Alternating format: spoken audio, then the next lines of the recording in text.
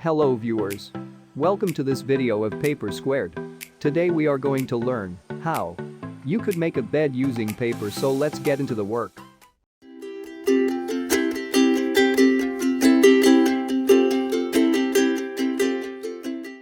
First, you have to need a piece of A4 size paper. You have to follow the steps or else you cannot understand. It's easy, watch carefully.